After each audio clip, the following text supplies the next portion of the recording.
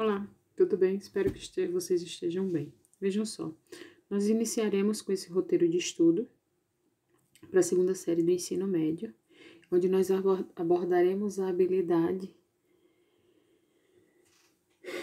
analisar as relações intertextuais e interdiscursivas entre as obras de diferentes autores e gêneros literários de um mesmo momento histórico e de momentos históricos diversos, explorando os modos como a literatura e as artes em geral se constituem, dialogam e se retroalimentam. Então vejam só, agora nós vamos falar um pouquinho sobre o tema norteador destas próximas aulas, que é o Nordeste e suas potencialidades. É bastante recorrente no âmbito do senso comum e dos meios da comunicação o ato de entender a região do Nordeste como um sinônimo da seca, da miséria e da pobreza.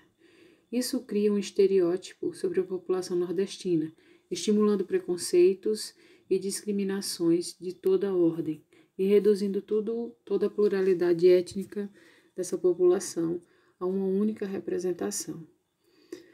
Na verdade, essa construção é uma visão muito simplista da realidade. O que realmente existe, podemos dizer, é a existência de vários Nordestes dentro de um mesmo Nordeste. Isso é representativo não somente nas questões climáticas e naturais, mas também das relações culturais, econômicas, sociais e étnicas, representando uma elevada gama de riquezas naturais e humanas.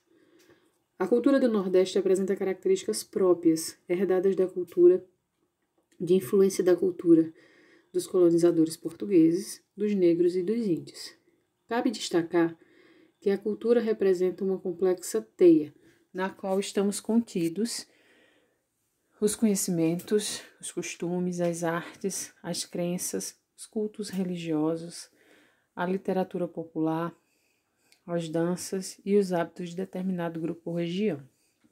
Sendo assim, a cultura do Nordeste brasileiro, região formada pelos estados do Maranhão, Piauí, Ceará, Rio Grande do Norte, Paraíba, Pernambuco, Alagoas, Sergipe e Bahia, desenvolveu hábitos próprios com relação às demais regiões e às manifestações culturais herdados de geração em geração. Bem, então, de acordo com o roteiro, nós vamos analisar vários textos, né? E dentro desses textos nós vamos caracterizar o estilo literário que nós vamos estudar, que é o romantismo brasileiro, né?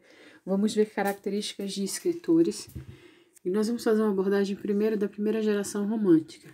E dentro dessa geração romântica nós vamos fazer a análise da obra de um grande escritor nordestino, que é Gonçalves Dias. Vejam só. Bem, romantismo brasileiro. Primeira geração, nacionalismo, indianismo e religiosidade. Nessa primeira geração romântica, no Brasil, é o período que corresponde entre 1836 e 1852, baseado no binômio nacionalismo e indianismo. O que quer dizer esse binômio? São os dois temas que mais vão ser abordados nesse período da primeira geração. O nacionalismo, que é a questão do amor à pátria, né? E o indianismo, que é onde os autores eles vão transformar o índio na figura que representa a identidade brasileira. No Brasil, o movimento romântico surge em meados do século XIX. Após a independência do país, a população sentiu a necessidade de se afastar dos moldes europeus, buscando uma arte realmente brasileira. Pois bem, depois da independência política do país, né, a população, a sociedade viu que apenas a independência política ela não era suficiente. Ela tinha também que ocorrer, essa independência também tinha que ocorrer com relação à literatura, com relação à arte, né? Então, para isso acontecer, teria que se parar de imitar a arte europeia e se criar uma arte, se criar uma literatura voltada para a realidade brasileira. Quais são os objetivos dessa primeira geração romântica? Primeiro, construir a identidade nacional, cultivar o amor à pátria, livrar a literatura das influências portuguesas. Essa construção da identidade nacional, ela vai acontecer com a busca de características do povo brasileiro, né, que vão ser inseridas dentro das obras literárias e das obras de artes. Para isso, eles vão utilizar figuras e personagens do povo brasileiro, certo? Como o índio. Cultivar o amor à pátria. Bom, esse cultivar o amor à pátria é a questão do nacionalismo, o sentimento nacionalista de um país recém-independente que foi expresso de uma forma exagerada, uma vez que só eram exaltados os aspectos positivos da pátria. Assim, o olhar sobre a pátria estava impregnado de idealização. Então, tudo era perfeito, tudo era maravilhoso, tudo que era exótico era exaltado, né? Então, era uma imagem criada, uma imagem idealizada, é aquilo que queria que fosse, eles queriam que fossem assim, né?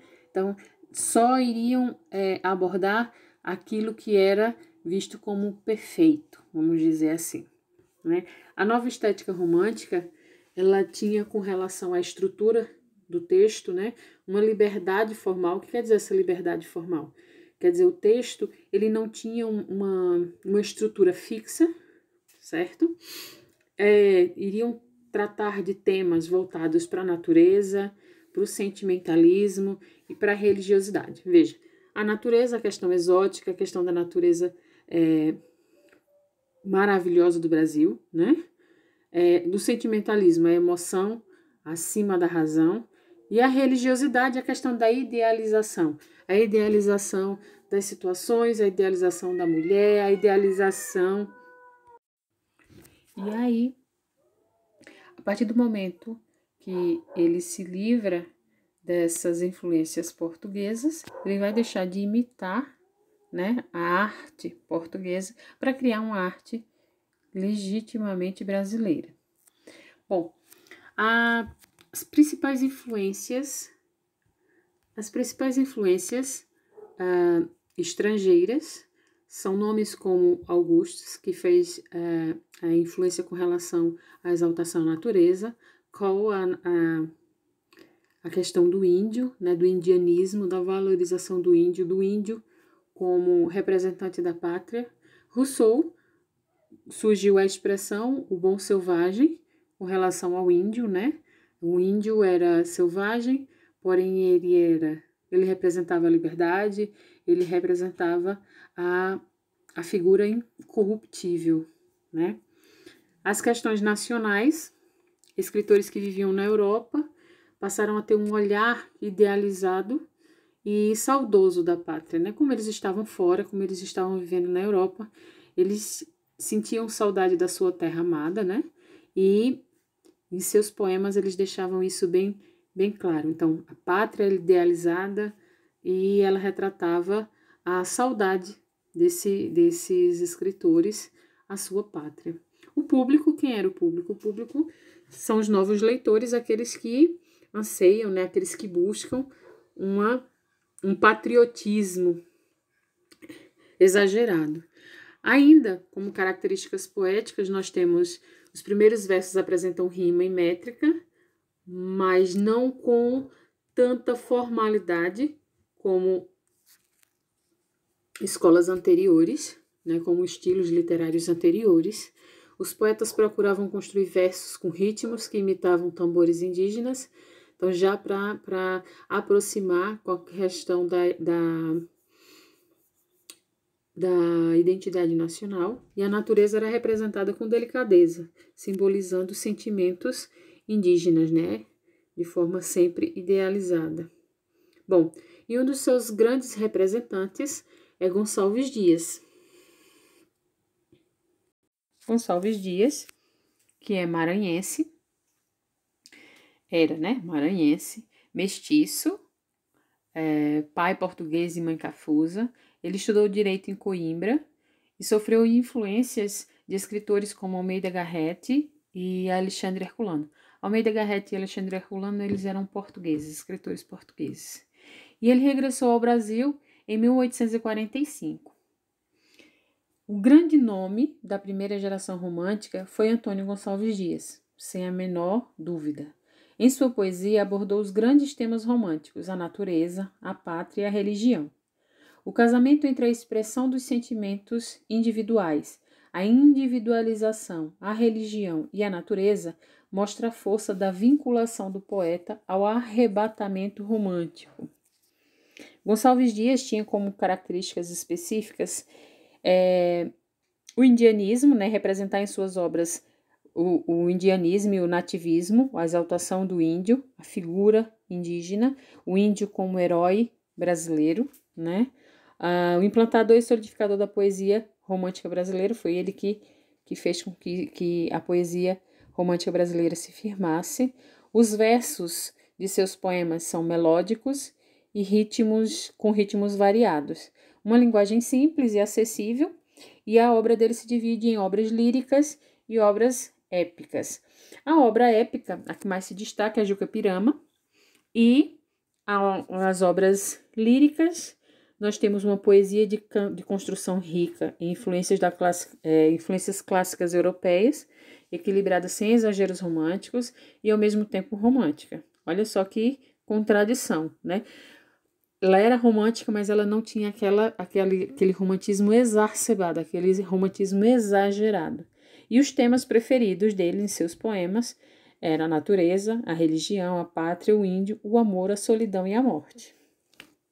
Bom, diante disso que foi falado, a gente vai fazer a primeira atividade, que é a primeira etapa desse novo ciclo que nós vamos ter.